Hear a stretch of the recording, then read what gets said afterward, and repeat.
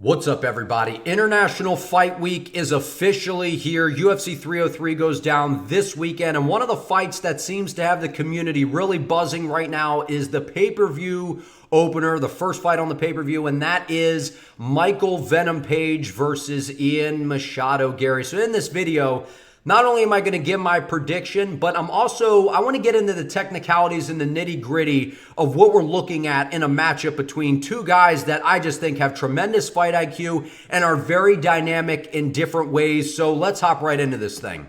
All right, so what are we looking at here between MVP and Ian Garry? Well, two really talented fighters, but yet very different at the same time. And what I mean, when you watch MVP fight, it's very dynamic. It's very eye-catching because there's really only two fighters that maybe you guys would be familiar with out there, and that would be Raymond Daniels, who's competed in karate combat. He's fought in Bellator, and he's even done glory kickboxing in the past. He's got that sideways karate-like style. And then obviously, a longtime UFC veteran in Stephen Wonderboy Thompson. Now, one of the things that I'm curious to see, and we'll know by the way the fight starts, was Ian Garry preparing with someone that does have a style like MVP to help get him ready for this? Because one thing that we've seen in the past, guys like Gilbert Burns have brought in Raymond Daniels into their camp to try to emulate Stephen Wonderboy Thompson ahead of, a bout with Stephen Wonderboy Thompson.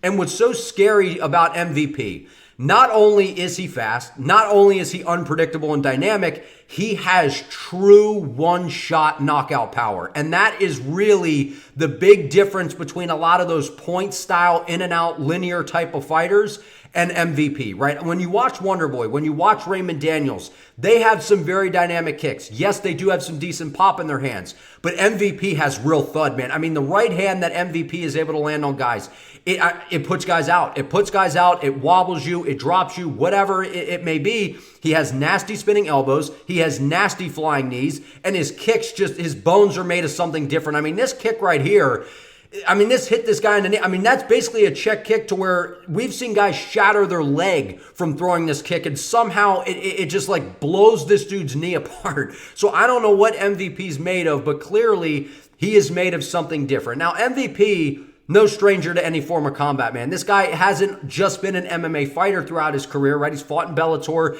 He's done BKFC against Platinum Mike Perry, which takes some serious balls. He's done point style, karate, kickboxing fights. You name it, MVP has done. He is as comfortable as it gets in there. But he's going in there against a young guy in Ian Garry who is undefeated, who's now, bursted onto the scene now, cracked inside the top 10 with a split decision or a close win over Jeff Neal. And I think that a lot of people are wondering, well, just how good is Ian Garry, right? Because he's in there against Jeff Neal, and we're like, it's just not too impressive. He's in there, dominates Neil Magny, picks him apart, but then we're like, Neil Magny's on the older side. He doesn't have particularly good striking. We're seeing Ian Garry get dropped, in that Kanan fight, so we're kind of looking at some things, and we're like, how good is Ian Garry? Well, I'm going to tell you this. I think Ian Garry is sensational in terms of the striking. I think in terms of the kickboxing, he is very good. He's got a good jab. He's got a really good pull too. He has really good low kicks, really good calf kicks. He has good timing. He even has good body kicks. And like I mentioned before, Ian Garry has really high fight IQ. The problem I have in this matchup with Ian Garry, he hasn't fought somebody like MVP. And I know that people want to say, but MVP, you can catch him on the way in because that's what Douglas Lima did. He timed a calf kick and then threw a beautifully timed uppercut. Yeah, that's happened one time in MVP's career out of 100 professional, or not 100 professional, but 100 forms of combat fights that this dude has had. Whether it's kickboxing, point style fighting, like whatever it is, MVP is sensational. He's very hard to hit clean. And if you do, he still has a really good chin. He's got a very good chin. And the movement, Big John McCarthy's been on the record saying this, and I agree 100% with him. You think that you know MVP, and then you get in there and you see him in front of you and you see the timing, you see the distance management, you see the speed at which he covers distance, and it just seems to have guys stuck. They become stuck in the mud, and that's exactly what happened to Kevin Holland. Now, a lot of people have this narrative of, Ian Garry's just going to turn into freaking some, Dagestani grappler in this matchup. Like, guys, Ian Garry is a striker through and through. His build is built around striking. His style is built around striking. And even if he does try to implement some of the grappling, MVP is a hard guy to submit. He's a hard guy to just hold down and beat up. I mean, even Logan Storley, who's a very high-level wrestler, who MVP, was basically his last loss inside of Bellator, he got held down and controlled, but he was squirming on the ground, and he was finding a way to kind of pop back up. He was making it very hard for Logan Storley, and Logan Storley is an outstanding wrestler, trains over at Killcliff FC. So to think that Ian Garry is just going to come into this fight and have this newfound grappling, to mix in to kind of throw MVP off his game, I just don't think is realistic. Now, could we see Ian Garry try to close him down and take this into the clinch, hold him up against the fence, try to slow down the explosiveness of MVP? I think that's maybe a little bit, that's definitely more likely than him shooting for takedowns.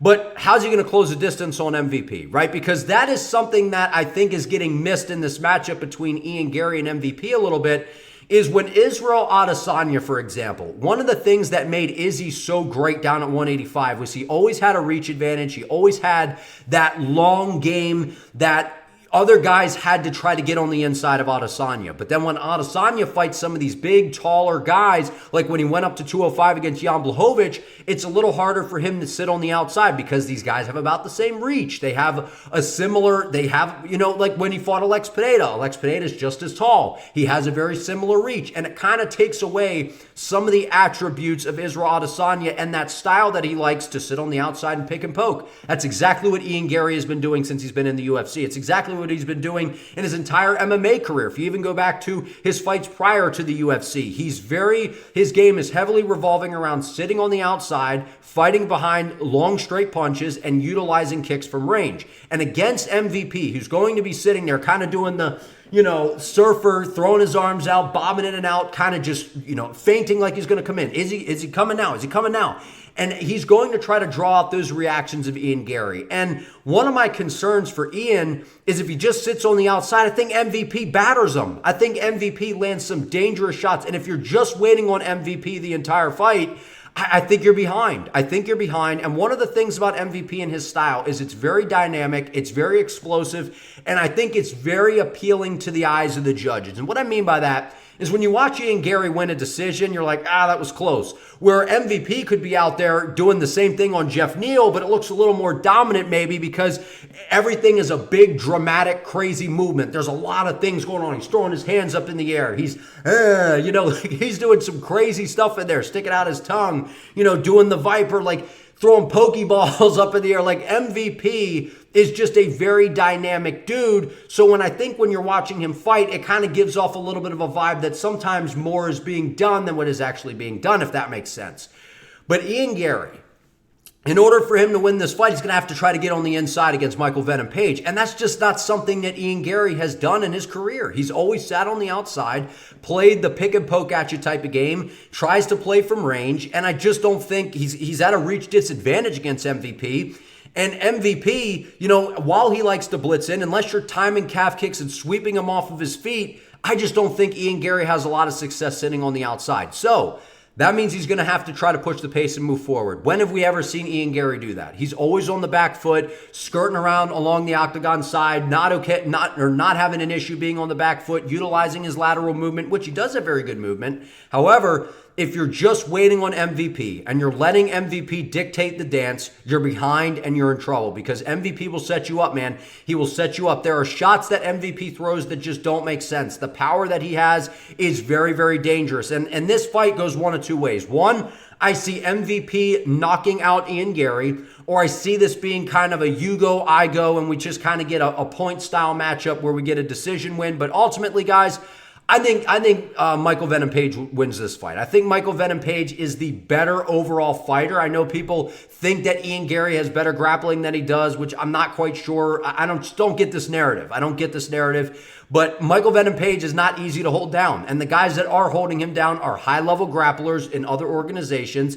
And you even saw against Kevin Holland. I think Kevin Holland's a better grappler than Ian Garry. And you saw him struggle at times. Kevin Holland does have some pretty good jiu-jitsu. He's got some good submissions. And you saw him struggle. And I just think the timing, the distance, and the speed that which MVP covers is going to cause problems for Ian Garry. Ian Garry is used to be sitting on the outside, utilizing the long-rangey tools. And if you're just banking on timing head kicks or some of those different things, MVP's reaction time is insane, man. His reaction time is insane. The way he slides out of the way on things. He is very elite in terms of the striking. Very, very different. And it just seems to be one of those things. You seem to have it figured out until you get in there. The speed is faster than what these guys think. The power is quite a bit different. And the timing is ultimately what seems to be the difference maker. But I want to hear from you all down in the comments. Like this video. Comment your prediction below. Do you think MVP gets it done? Do you think Ian Machado Garry gets it done? Subscribe to the channel. Help your boy out. I would appreciate it. See you next time.